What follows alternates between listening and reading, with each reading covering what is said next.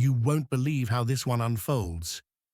It all begins with Preston Mallory, standing on his tidy new townhouse porch in Plano, Texas, staring down at the spot where a delivery box should have been. Delivered at 3:17 p.m., confirmed by tracking and the photo. Yet by 5:42 p.m., the box was gone. Not lost, vanished. It wasn't the first time. Since moving in 3 weeks ago, 3 of his shipments had done the Houdini act. Once, maybe twice, he'd chalk it up to porch thieves. But 3 times, that struck him like a red flashing light. Something was off. At first he thought maybe those random porch pirate stories online were catching fire in real life. But this wasn't some sketchy urban street. His cul-de-sac was gated, guarded, and practically peopled by retirees who treated their front yards like community eyes. No one sneaked through unnoticed. Who could casually amble onto his porch, swipe a box, and stroll off without a peep? Preston eyed the welcome mat, half hoping the box would magically reappear. At that moment, he realized the thief wasn't sloppy. They were bold, brazen, and every missing box felt like a kick in the gut. That evening, he crossed the street to chat with Owen Driscoll, who always had that rake in hand or a garden hose going. "Hey, Owen," Preston started, trying for casual. "You notice anybody hanging around? I had UPS drop something off. Box was there at 3, gone by 5. Owen leaned the rake and gave Preston a look like he'd tossed a hand grenade. "You're not the first," he said quietly. "Some folks down the block mentioned the same thing. Word is—" He lowered his voice. "Geraldine's been seen walking off with boxes." Geraldine, the HOA president, clipboard in hand, lipstick crisp, rose bushes immaculate. Preston's laughter was more disbelief than amusement. "Me? The HOA president? Stealing deliveries?" But Owen shrugged. "She's got her hand in everything already." Preston found himself feeling both curious and uneasy. That night, he flipped through photos of Geraldine inspecting his shutters when he was just hanging out. She stood there, sizing everything up, giving him a lecture about color and guidelines as if the house belonged to her. She had this look, sharp, assessing, always watching. Could the same person who enforced fines be the one pilfering packages? He shook his head quietly. Not without proof, he told himself. But it started to feel personal. More than just missing things. It was principle. He'd worked his tail off to get here. And someone, HOA president or not, was messing with that. But challenging someone like Geraldine. Once that line was crossed, there was no going back. Preston hadn't come to Plano on a whim.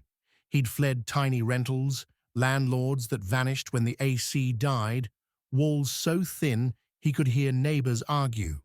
He'd saved every penny, worked long hours, dreaming of owning a place, a solid place, somewhere to breathe.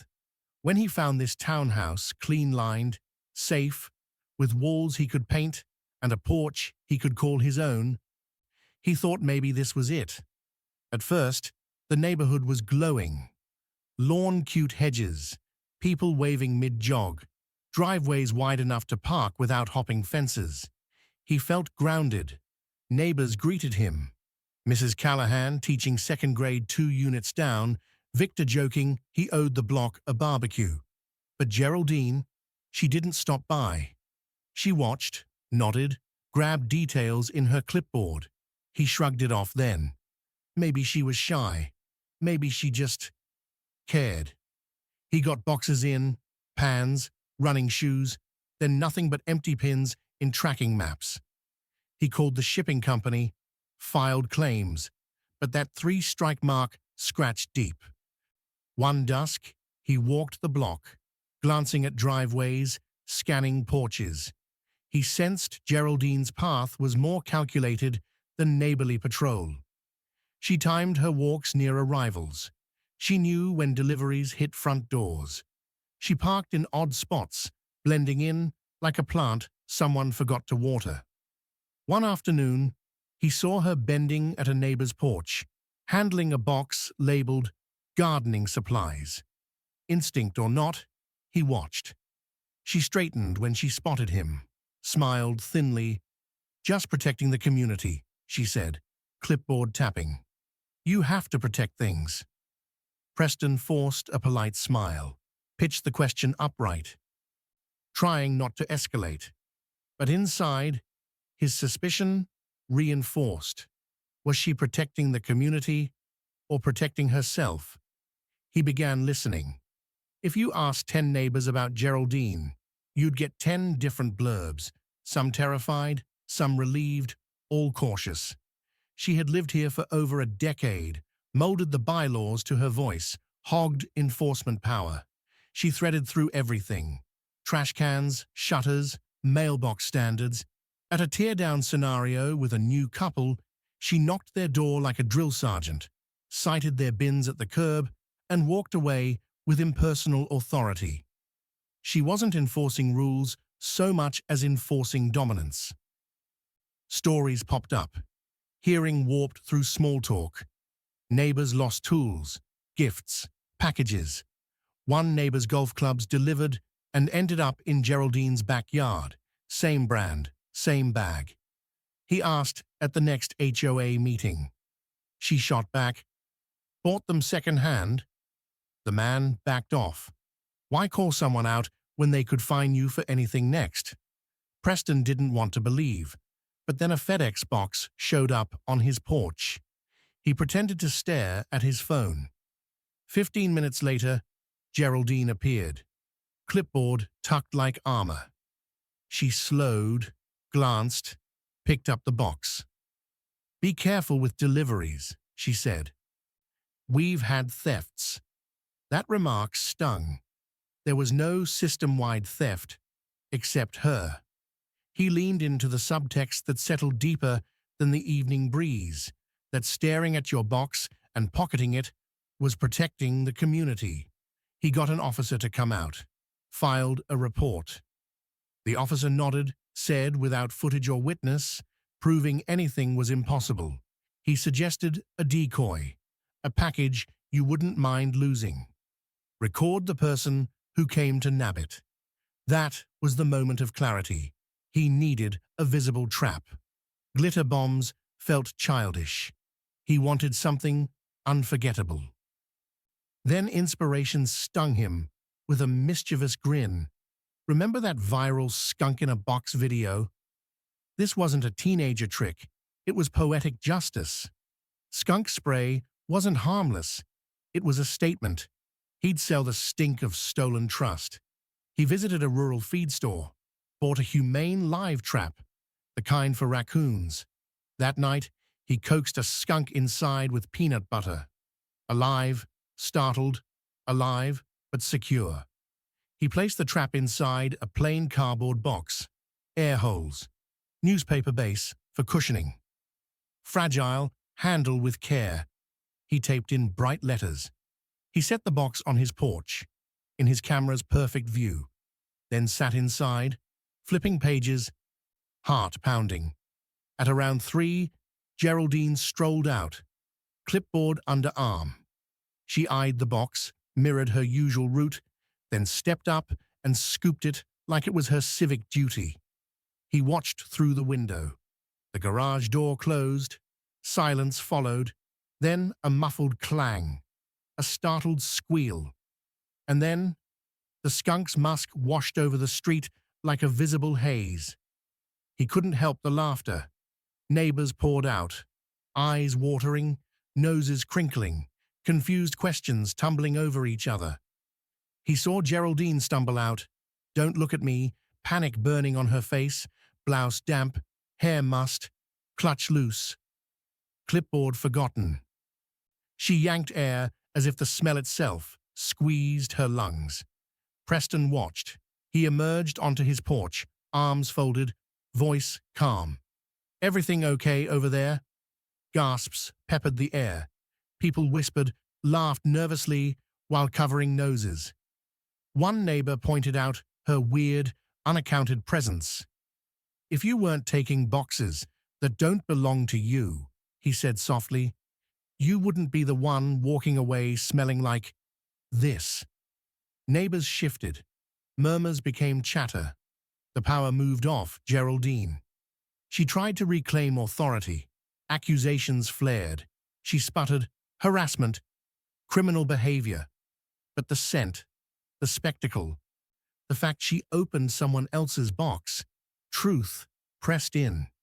She stumbled back into her garage under the weight of her own chaos. That was the crack.